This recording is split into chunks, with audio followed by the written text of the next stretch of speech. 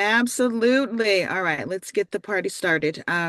So like I was saying, I'm really excited to be one of the Digital Humanities Fellows because once again, opportunities to meet students, right, and to faculty members like yourself, Dr. H, where we may not have met before.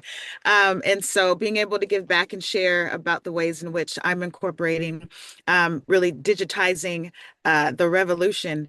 I'm excited to be able to share that with the students. So the name of our workshop that we'll be digging into today is Sounding Justice, Applying Principles of Social Justice to Podcast Storytelling. And like I said, the link to this gamma to the presentation is in the chat for your reference, good people. So we're virtual, but I love to find ways to connect with my folks and want to just learn more about you. So throw in the chat, or of course, you can always unmute your mic and share. But I want to let's reflect on. Think about an unforgettable moment that you've had where sound was the memory, sound led that memory. And it could be, I mean, the past, what, 48 hours, 72 hours with the Dodgers winning, lots of sounds, right? And so, how did that lead your memory? An example, a couple examples that I put is I've got two little ones. I've got a 3-year-old and a 5-year-old and oh my goodness, in a week. And when they are just unhinged in their joy and the way in which they just giggle, that really brings so much joy to my heart and really good memories. I'm a former athlete and former coach, and so I don't get the opportunity to be, in the gym, right, and coaching and playing basketball. So the times that I'm able to be there in recent, memory is hearing the basketball hit the floor, hearing the sneakers, on the floor squeak and right, and the whips of the net. So those are two very distinct memories, and where sounds really led that. So I want to hear from a couple folks if they wouldn't mind sharing in the chat or unmuting the mic. Please share an unforgettable moment where you were listening, your auditory memory was what was invoked. Would love to give y'all a couple of seconds to invoke that memory, and then would love to hear a couple examples in the chat, please. Doesn't have to be long but anything, but let's hear it. Let's hear it. Let's hear it. For me, my name's Andres, Okay. and I remember in high school I had a little alarm set to one of my favorite songs in the morning, but I had to wake up at 6 a.m. so that soon didn't become my favorite song, and I couldn't listen to it anymore. That it made me feel tired and that I wanted to go back to sleep. Andres, thank you for being the brave soul to share. You know what? That happens to me sometimes. There's songs where I connect it to something where you're thinking, oh, this is going to hype me up. It's going to keep me in a good mood. And then if I hear Baby Shark one more time, it's a wrap. So I understand that. Let's see. We've got one in the chat, right? Singing with your friends during karaoke. Okay, so um, let's see. I need to know what song. You can't just say it's karaoke and then not tell the people what is the song, my dear. We did way too many. I want it one. One is the go-to. We're handing you the mic. Boom. What are we singing? Mm, Me and one of my friends, I don't know if you guys seen The Greatest Showman, but we Yes. did Rewrite the Stars. You're like a good song that you use your whole body to bell it out, right? Come Yeah. on, Broadway. Excellent. Okay. Well, thank y'all for playing along with me. Keep the chat going.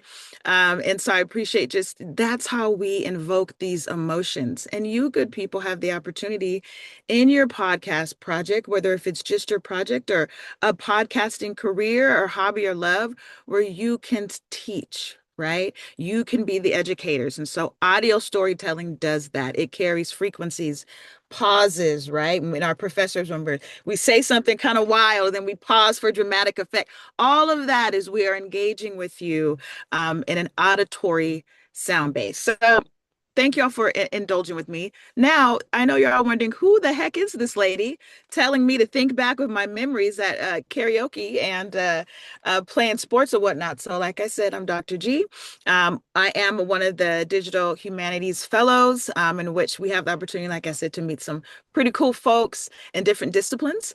I am the founder, the mind, the brain behind SportsCrit, and I'll go into a little bit more detail in a slide of exactly what that is.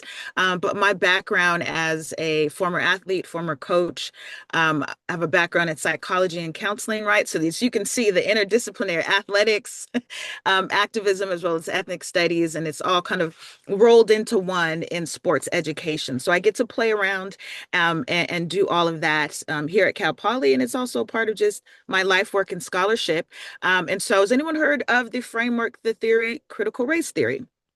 Show of hands. Yes, there's may have heard it in the hallways and the streets. Well, SportsCrit, that's the foundation. So I have taught critical race theory in sport for years, but have recently coined it as SportsCrit here at Cal Poly. And so not only have I created a theory or framework building off of that, but we're having some fun with the SportsCrit Lab, with the podcast is where for my personal, fun and education, but I also share the experiences that the students have in the class as they do different assignments, and I share on the SportsCrit Lab as you are seeing.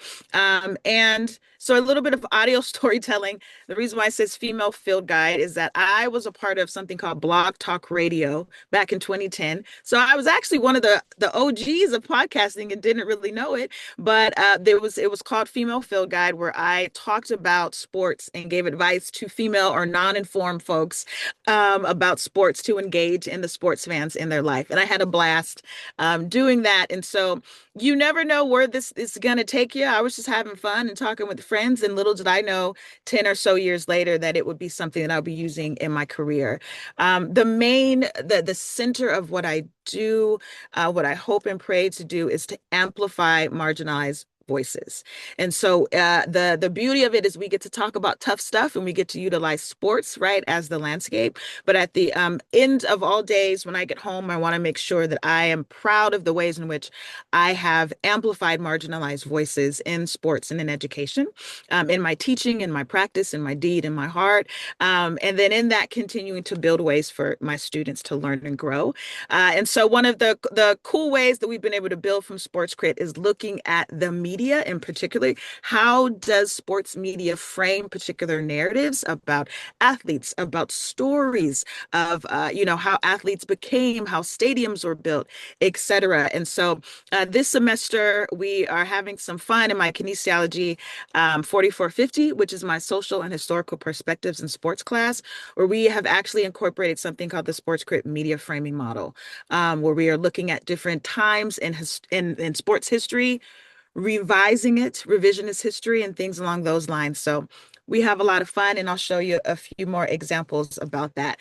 So I kind of touched upon it, but essentially, yes, it's the ways in which we get to look at sports. We get to watch sports with this critical eye. It's not necessarily a negative eye, but I tell my students, let's get on the rooftop and let's look at all these different perspectives that we may not have had without the tools and the lens to see, hey, this is a really cool moment for the city of LA, but it's also in the backdrop, right, where a lot of our Latinx and Chicanx and Mexican American brothers and sisters are being harmed, right? How can we talk about the Dodgers without talking about the outer landscape that's happening? And so that's what we do in SportsCrit, is we enjoy the game, and it's much more rich, right? Knowing the history that can be uncomfortable, but we can use sports as a lens. And so podcasting, how can we use justice as a framework? And so the really cool thing I hear is that you've got a cool podcast project that you're working on. And this is the most wonderful opportunity for you to center justice as your framework. And so I want to ask y'all, how will you embody what justice will sound like in your podcast project? And so what this means is using social justice to learn and storytell. Essentially, these are the three main prongs, right? That in any sort of social justice framework, you're going to learn more about access. Who gets to speak? Right? Who gets to be heard? Podcasting can democratize somewhat add a level playing field, right? Where storytelling and you can lower these barriers. The cool thing is whether if it's a topic or a particular community that y'all are focusing on, you can give them access to the mic, right?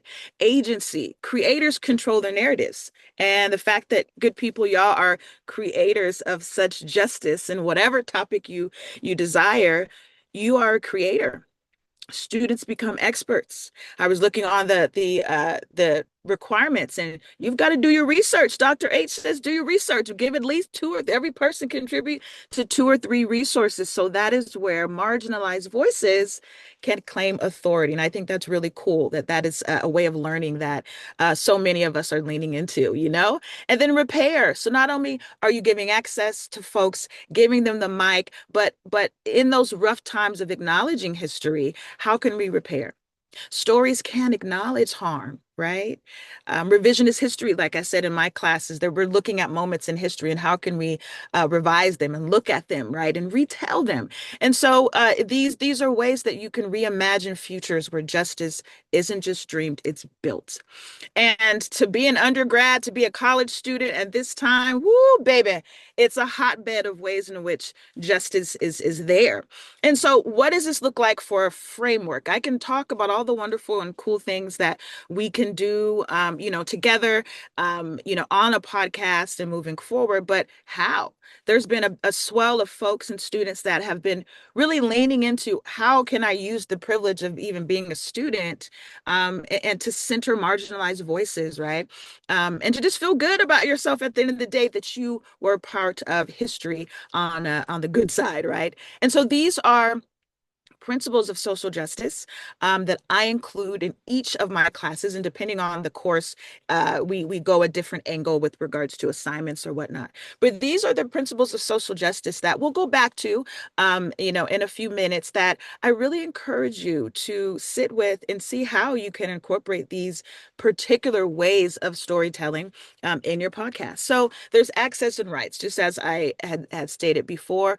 And this is always through that kind of that SportsCrit lens, whether or not y'all the podcast episode or topic has that sports education. This can really be incorporated in any lens. Who is allowed to participate?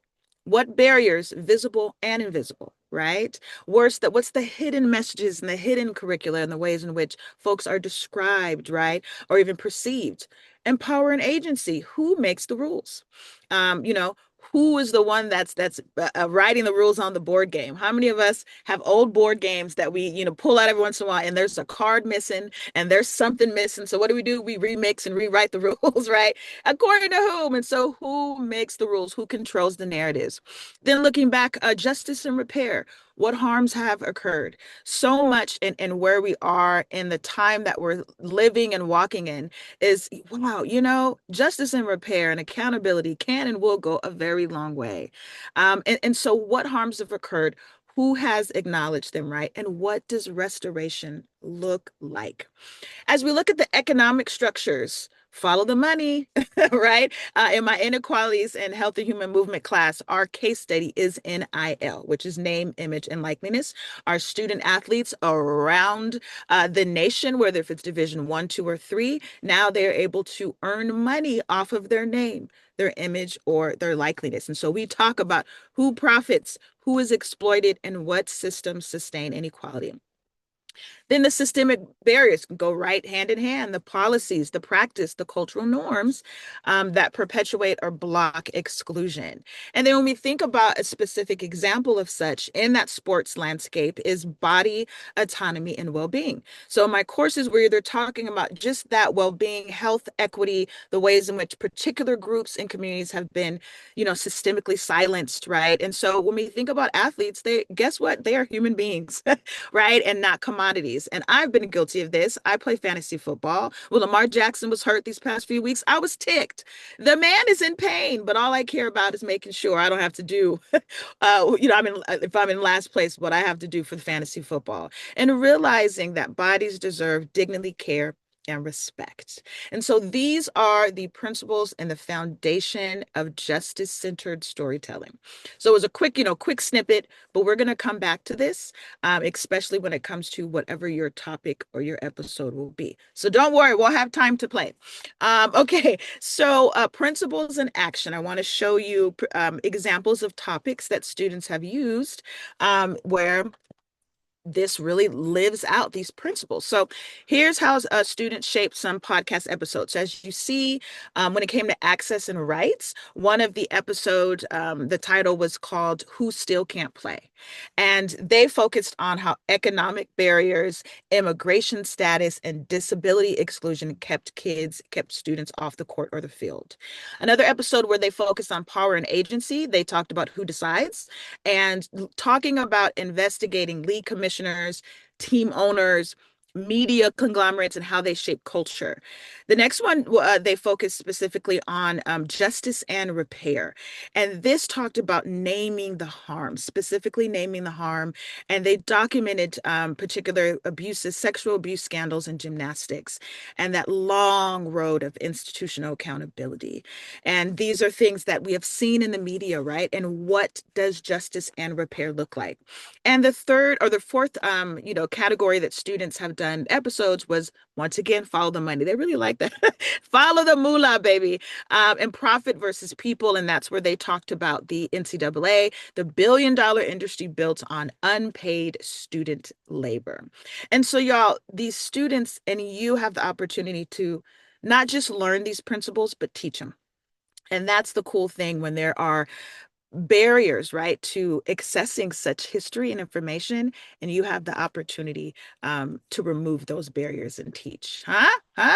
So, okay, so how are we, Dr. H, on time? Because now I want to stop talking and show you how we've done it in the classroom. So this is my podcast, SportsCrit Lab with Dr. G, and ways in which we have fun. We upload different kind of snippets. So it's mine, not connected to Cal Poly per se, but students, now that the SportsCrit Lab, not the podcast, the research lab is a part of, where folks can do internships. There's different lanes in which folks can learn and grow, whether the pedagogy, if they want to teach and learn how to actually teach from a social justice lens, and then I interview students about their process. Then, of course, there's the SportsCrit media framing, and then there's the research component where we're creating research briefs, and then even, we bring it back to the podcast as much as we can. And then for almost every course, the final project is a podcast project.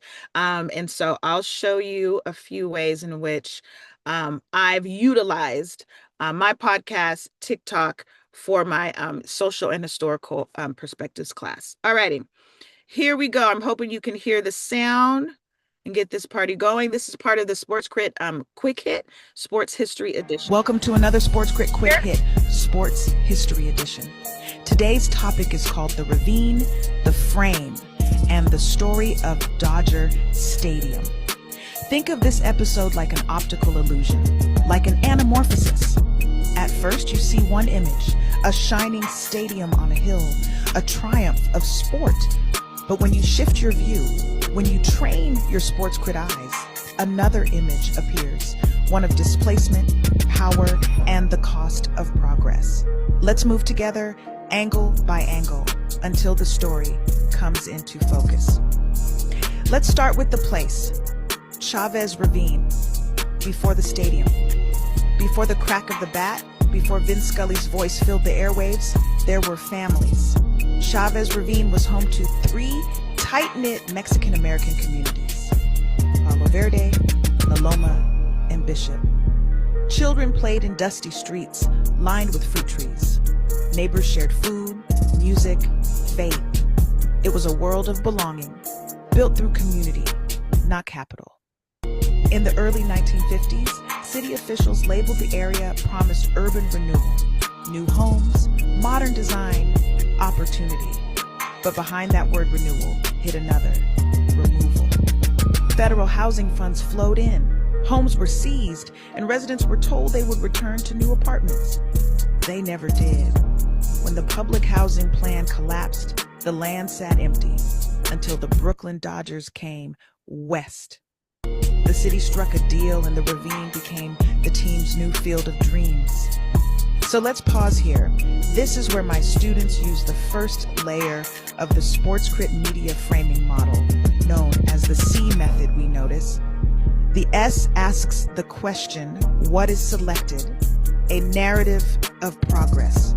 The remaining E's stand for who or what is excluded, the residents who lost their homes, what is emphasized, the city's modernization, and what's elaborated, a story of civic pride that erased the pain beneath it. So what happened?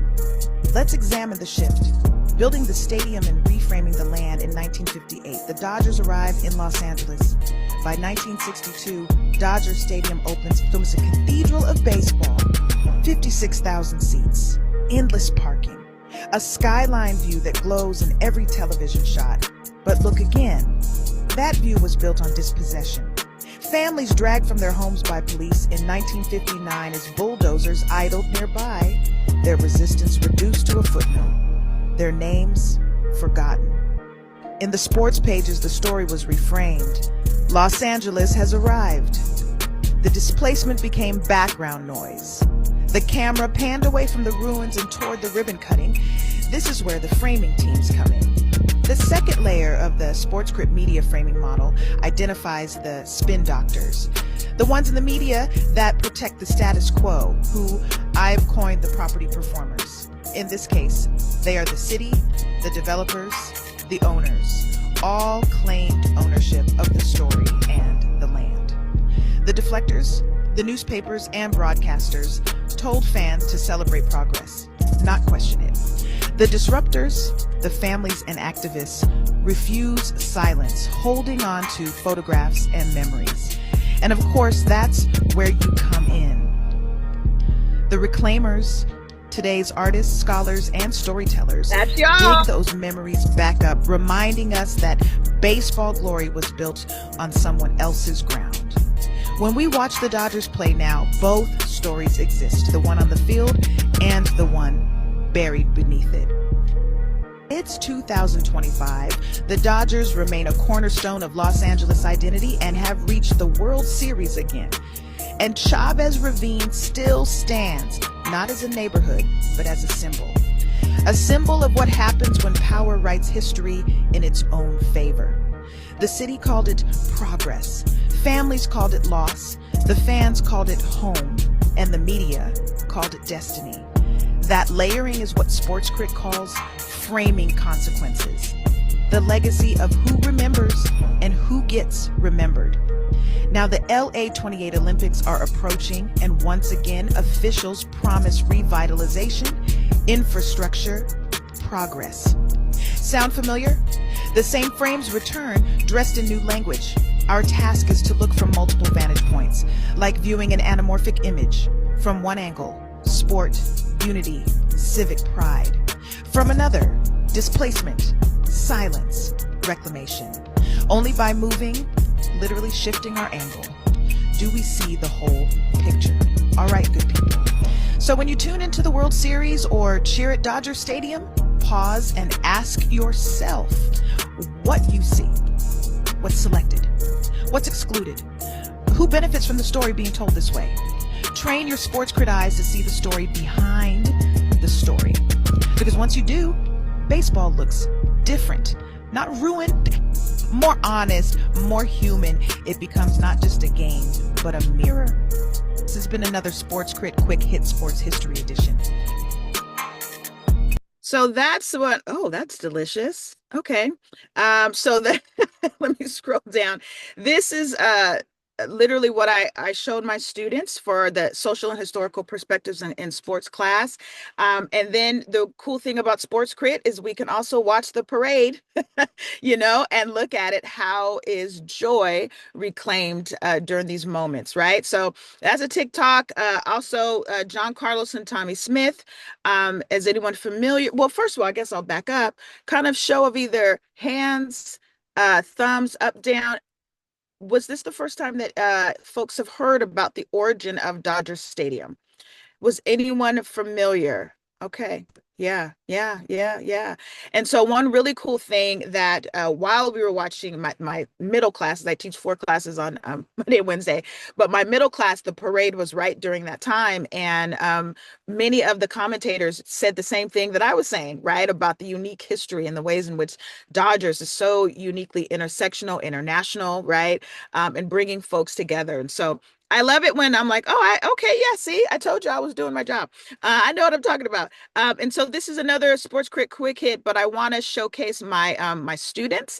And so for some reason, I wasn't able to embed it here, so I'm just going to show it on the next slide. But another student project that we're doing in my Sports Crit praxis team is we're trying to connect it and really get in the eye of LA 28 of the Olympics.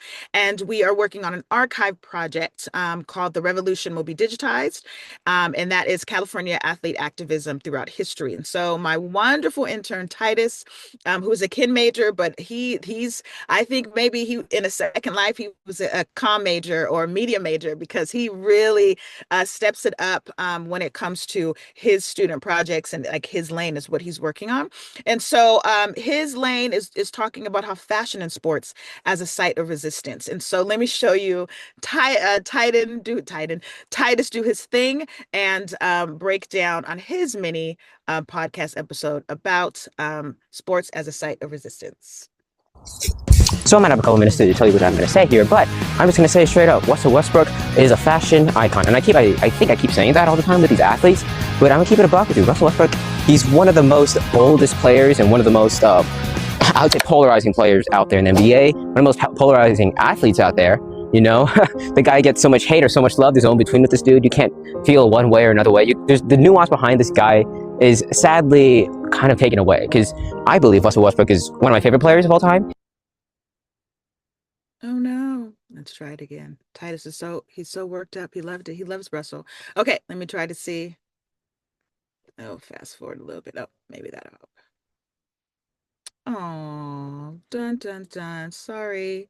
All right. Well, I hope y'all felt the essence, because I don't just want to show my stuff, but I can upload a little one more example. Has anyone heard of John Carlos and Tommy Smith? 1968 Olympics. I love to show and bring them up as well because they were undergrads when they changed the world. They also are Cal State kids. They went to not Fresno State, San Jose State.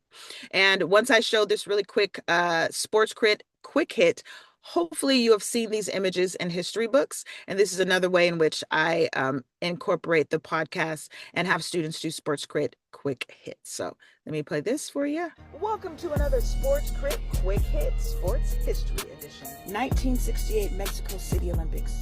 2 sprinters, 1 Black Power salute. A world shook. As the anthem played, they turned the podium into a pulpit. Their medals were stripped, their names blacklisted, but their stance became eternal. Sports as resistance, history as witness. The podium became a protest. Their silence spoke louder than any anthem. And because of that, I thank them. I am here because of you. Sports Crit, quick hit, sports history edition. All right, let me pull up. I should be able to pull up Titus's stuff again. Are y'all able to see? Are you able to see him? Titus? No. All righty. Oh, Titus.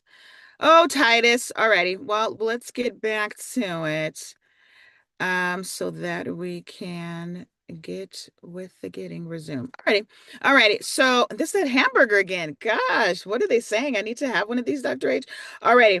So Titus, you were only able to see a few seconds, but what he was explaining, right, using examples of Russell Westbrook, as well as Kyle Kuzma, as well as Serena Williams, and those are 4 of his projects that he's working on. So we do visual, as well as auditory, different projects for working on the Sports Crit team.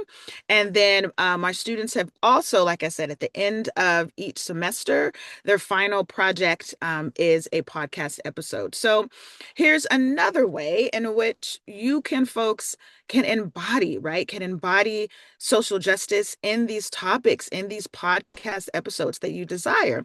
And so my students have worked on ways like autonomy and well-being. What does this look like in a podcast? Well, they focus on athletes, right? Not being merchandise. They also experience pain, trauma, joy, and exhaustion. And I think that's something that can be said about us. I think like us older folks, recognizing y'all being undergrads in college, trying to just live life, right? Like I said, I was in college many, many, many, many moons ago. But having that social justice lens and knowing that student athletes, folks are completely human. And so what they've done is they center athletes' voices, describing their own experiences, interviewing them, let silences speak, right? So that's ways that they've incorporated the topics of body autonomy and well-being as one of the principles of social justice. Systemic barriers, policies don't come out of nowhere, good people. They're designed often to protect power and exclude others.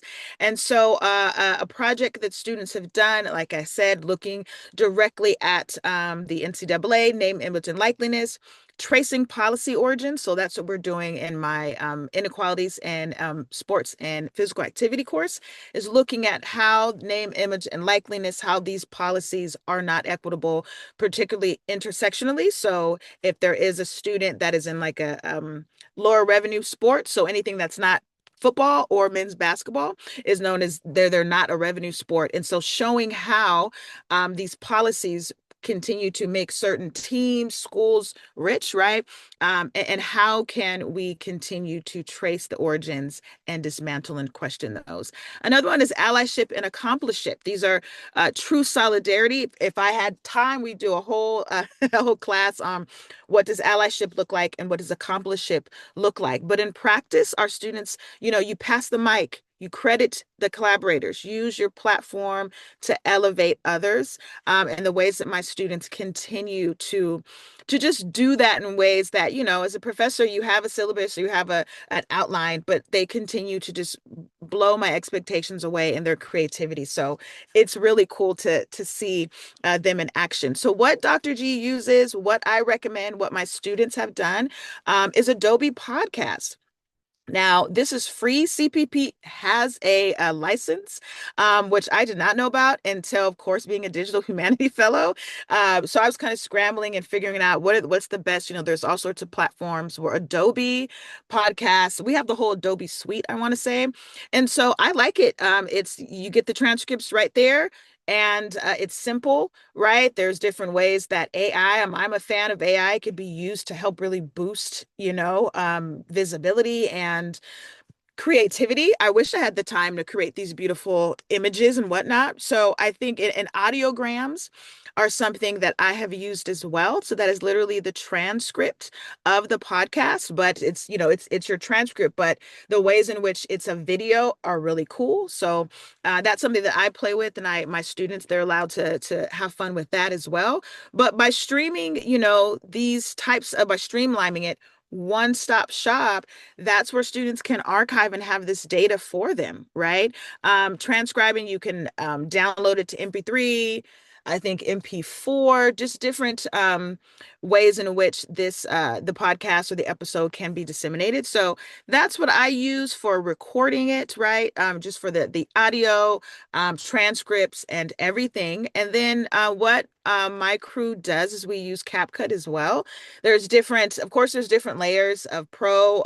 We had 2 really cool videos for digital humanities that they just did some workshops of editing through CapCut. It was fabulous. So check that out. I'm using this all wrong. I'm just really scratching the surface. So once again, they have free accounts, right? And unless you have that access and want to monetize, right? And in a career, you can use different pros, right? But honestly, I think CapCut, just the simple general one, it's fared very well for me. And I mean, the different templates that you can use, my students can use video. I have a video podcast, or If it's audio, sometimes they use CapCut to bring some sort of visuals in. So I give them that choice. And so far so good. It's been a great kind of platform, especially for creating these visual podcasts. Okay. And then also the audio, one thing that I found was really cool was that the audio in Adobe Podcast, you can literally just drop it. There's no kind of converting that you have to do. And so I enjoy that because, like I said, I've got a 3 and almost 5-year-old. So if I can streamline as much as I can, if I can, be able to listen to students' podcasts in one place, then I'm always happy to do that. I wanted to share, I don't know where y'all are with the nuts and bolts of it, but some of the things that I share with my students when they're figuring out their script, right? How are you going to craft this narrative? So for my students in my, like I said, inequalities course, they are analyzing a piece, a policy, an issue when it comes to name, image, and likeliness, and analyzing it through utilizing the SportsCrit lens. So I've got them utilizing just an outline, right? What is the basic tenets that you'd like to incorporate, and why? And then what type of dialogue, either will you be interviewing someone and you don't necessarily have to read verbatim, and that's why practice makes more comfortable, right? And so we have students and we craft out time where we're outlining and we're filling in the blanks, and then they're just adding bullet points to different either phrases or things that will bring them into whatever the next thing that they're going to speak of. Sometimes they get kind of caught in reading things like having their whole script word by word, and so that sometimes takes the authenticity and the excitement out, right, of podcasting and being in conversation. And then that also may sometimes take away from that pacing for impact because you're reading. So I usually do a quote, or I have a few bullet points when I'm doing my podcast either alone or we're doing something with a student. That pacing can provide a great call to action. A good old pause for a dramatic effect, right? Storytelling tips, like when it comes to sound, I really think that there is so much justice as well as injustice that sound can provide, right? And it really depends on what type of story, topic, where do you want to go? I want y'all to ask yourself, whether if you're doing it individually or a group, what are some takeaways that you would like the listeners to gain, right, at the end? Once the podcast and it's okay, thank you for listening, good night. And then it's the background music. What are you hoping that we as the listeners gather and say, wow, I didn't know about X, Y, and Z. Man, they were passionate. I need to look more into it. It's called backward, right, Dr. H? It's kind of backward scaffolding. You want the goal. You start with the goal, and that's how you work. That's how you work background. And then the cool thing about CapCut, the cool thing about Adobe Podcast is they also have like free background music and sounds that really, really, really, really can emerge and bring about your emotions.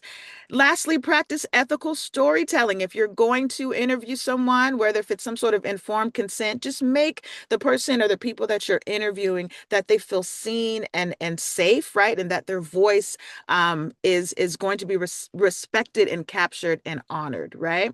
And even if it's just you, my dear friends, that are reading off a script, or if it's just you, making sure that you know that you embody all of these principles of social justice, right? And knowing that your literal existence is resistance. You are young undergrads. Education is being weaponized, y'all. And the fact that you are here in this class, being able to create and cultivate history and legacy, I don't want you to just hang your hat on that. You're doing some really cool things, right? So as we revisit these principles of social justice, right?